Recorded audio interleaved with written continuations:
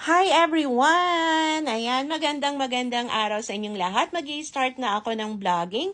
So as you can see, ayan, pinapakita ko sa inyo yung mga different kinds of veggies and fruits. Ayan, nagpiprepare ako ng aking i-juice today. So ayan yung hinuhugasan natin ay celery. Ayan, so yan ang isa sa mga veggies na ginagamit natin. Plus, ayan, yung hinihiwa ko naman ay kale.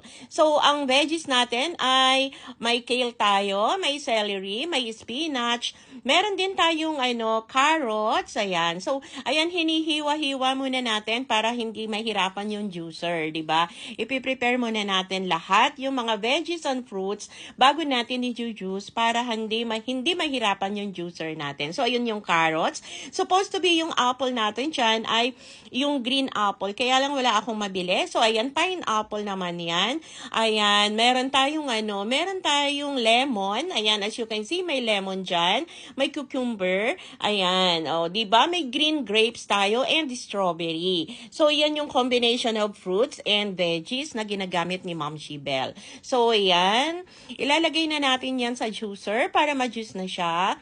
Ayan, so i-juice na natin yan. Start na natin yung juicing. Everyday talaga yan yung ginagawa ni Ma'am Shi. Since last year, nag-start na ako na mag-switch into healthy lifestyle. Kaya yan na lagi, everyday. Ayan, yan na yung ginagawa ko para sa food ko everyday. So, 1 liter of juice ng mixed veggies and fruits. Everyday yan.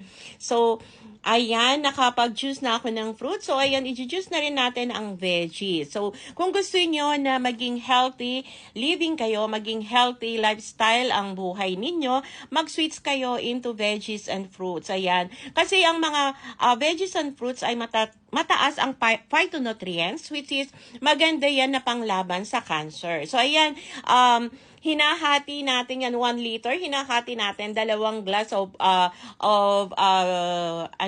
juice para kay husband yung isa, para sa akin yung isa, and para mamayang gabi yung isa.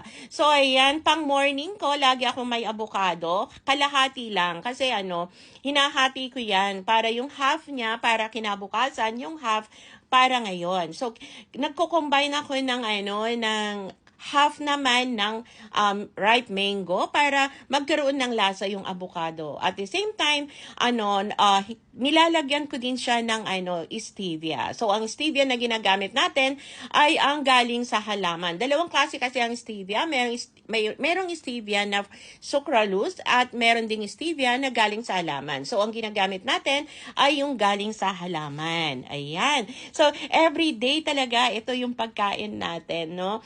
And then, sa lunchtime naman, ang piniprepare ko ay veggies and quinoa yung pinaka-rice ko. So, that's all for now. Next vlog ulit natin. Abangan nyo!